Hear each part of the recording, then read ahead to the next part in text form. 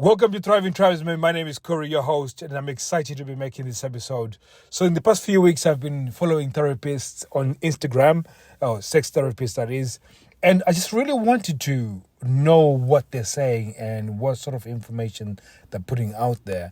Because if anybody is lacking in sex, you're probably thinking, I need to go to therapy. I need to go to somebody who's an expert for this. And I was wondering, what are the experts saying, or what at least people would assume are experts, what are they saying about this? And how is it different from what I think about being in a sexless relationship and changing that to sexual success? So I screenshotted quite a few of their posts and some of the things that they were putting out there, and it's generally the same thing. Now, you got to bear in mind, some of these therapists are speaking to women directly, and then some of them are speaking to men directly. So I started focusing on the ones that are speaking to men directly, and just absolutely outrageous, some of the stuff I was reading. So there's a common theme, and I started seeing there's a common theme. So the ones that were common were amongst at least 4 or 5 therapists that I picked, and these are the most popular ones. So like the ones where most guys are following and they're commenting and there's a lot of interaction. So I thought I will react to one of these posts, and it has got a list of things that you should do in order to try and get more sex within a relationship, and absolutely ridiculous stuff that they said. So the first one that it says, the things that you're meant to be doing is read erotica.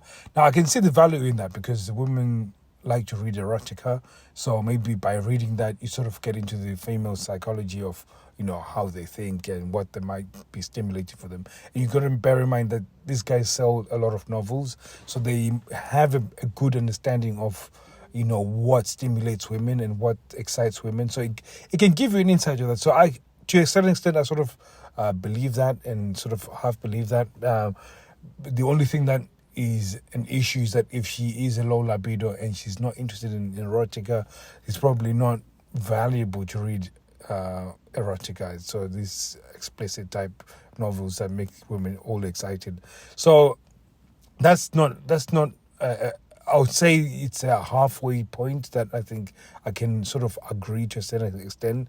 And then the other one, the first one is have sex. Now, if your low libido partner is telling you they don't want to have sex and they're rejecting you consistently, I think offering more sex just sounds a little bit ridiculous, because it's almost like they don't want to connect with you sexually. There's something that is stopping them from having sex. So the thing that they're saying rejecting you for, by re-offering them that same thing, sounds ridiculous, especially the reason why they are most likely not wanting to have sex with this, because there's a negative loop that's happening around sex. So by introducing sex, you're just adding into that negative loop. So it sounds very ridiculous. And then the other bit is go on dates. Now, you know how I feel about this. For you to go on dates and to get the most out of a date, you have to have things sorted out at home, because you can take them out for a date, and yes, the change of scenery will help. And yes, you might even have sex when you take them out for a date, but it's only short-lived, because when you come back home and you've not sorted out everything that you've home, all the baggage that you've left at home, you're all going to pick it up, and then it's going to be the same thing. So it now becomes this cycle of you having to plan a lot of things out of the house in order for you to connect, which is a little bit ridiculous and quite warped, because you need to be focusing on connecting within the house that you share, and everything is good at home. So when you go out, you're enhancing on that's already working. So again, that's crazy. And this other one, this one I do agree. Disconnecting from electronics. So this is a very important one. I think I can agree to this one, is that we are all connected and we all using social media and phones, and we use it to a certain extent to at least be more separate together. So if I don't want to engage with my wife, I'll just focus more on what I'm doing on the phone, and she would do the same. And it can go in the wrong direction. So it can cause even more of a gap between you and your partner, and this can be very, very destructive. So I do agree with that one. This says communicate your needs. Now, this thing, communicating your needs, is a very difficult one, because generally most people do not know how to communicate their needs and do not know how to communicate them collaboratively. So what that means is that whenever you speak, you're talking about how the situation is hurting you and how the lack of sex is affecting the relationship. And what this does is put a focus on your low libido partner, and then therefore they start looking for faults on you, and then they either shame you, or so usually is sex the only thing that you think about, which is shame, or you are saying this about me, but if you looked at this thing that you haven't done, and so on. So it becomes this mudslinging match, which is, again, when it comes to communicating your needs, the best way of doing that is to really just focus on your state, how your state is, and how you can have fun without sex alone. And I think it sounds counterintuitive. When you can have fun without the expectation of sex, it actually starts breeding a good environment within your relationship, which then in turn opens the door for actually having sex. So again, you can see that all of this stuff that they're saying, it sounds amazing when you read it, but when you look deeper into it, it is not valuable, and it's not useful for somebody who's in a sexless relationship.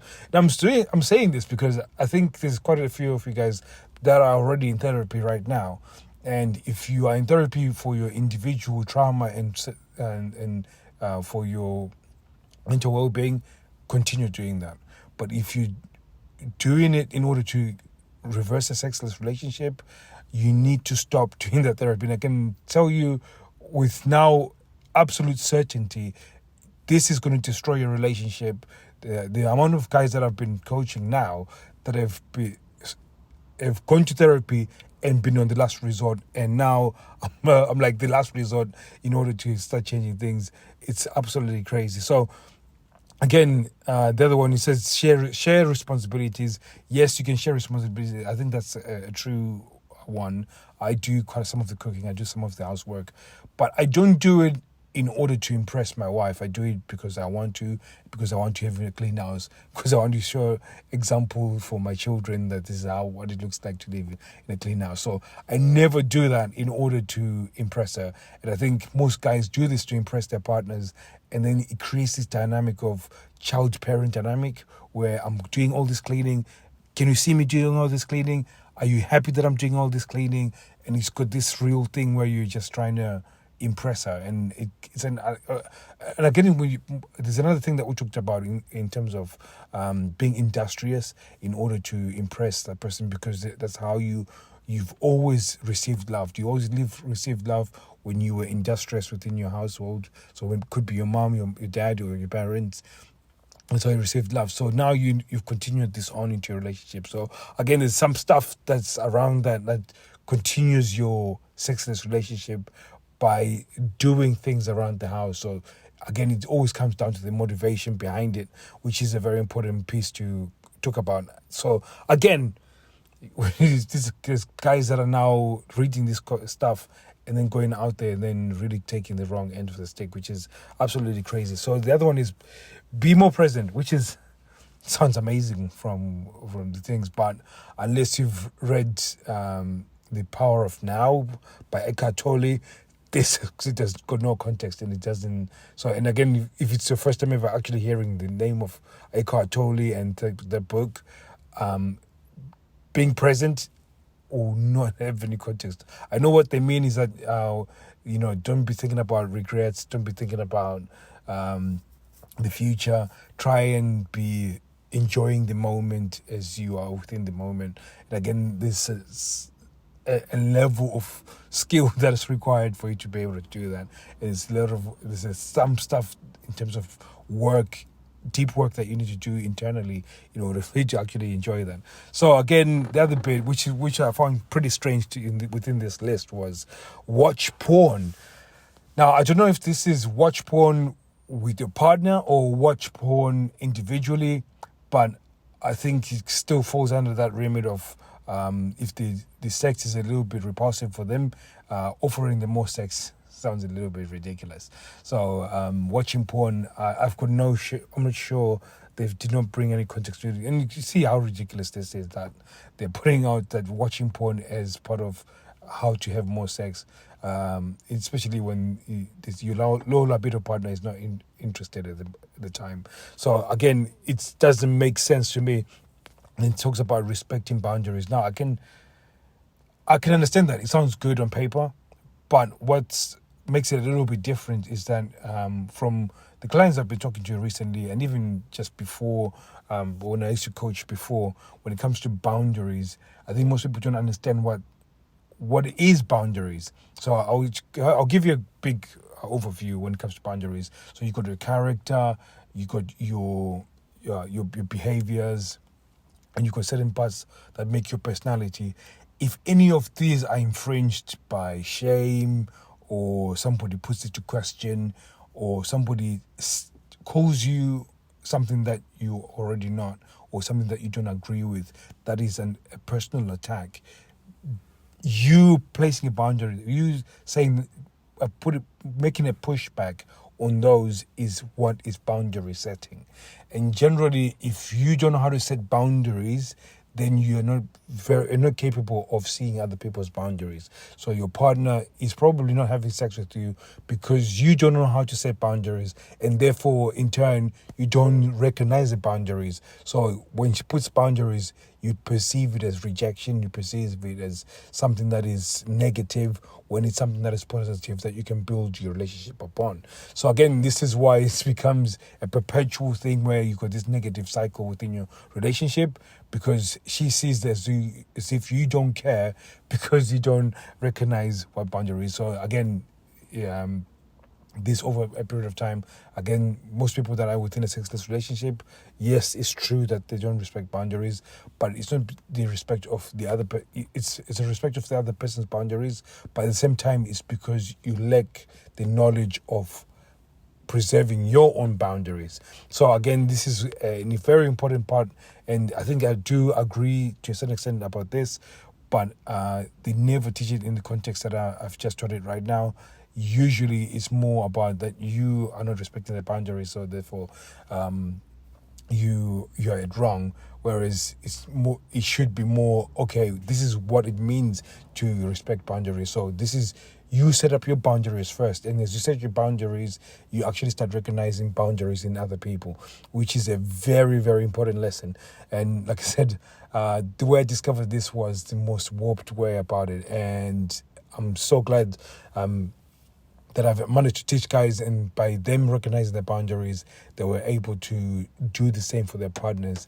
And this is why when we teach guys on how, going to sexual success, it's for a long period of time, because we're giving them the tools for it to be long term, not just a flash in the pan type thing. So I'm very, very excited to have made this episode, and it's been a little bit longer than normal, but it gives you an idea of why going to couples therapy is a terrible idea, because the guys that are teaching you on what you need to be doing in a relationship, absolutely fucking it up, like completely terrible job of it. So, and you're probably thinking, well, what makes you qualified?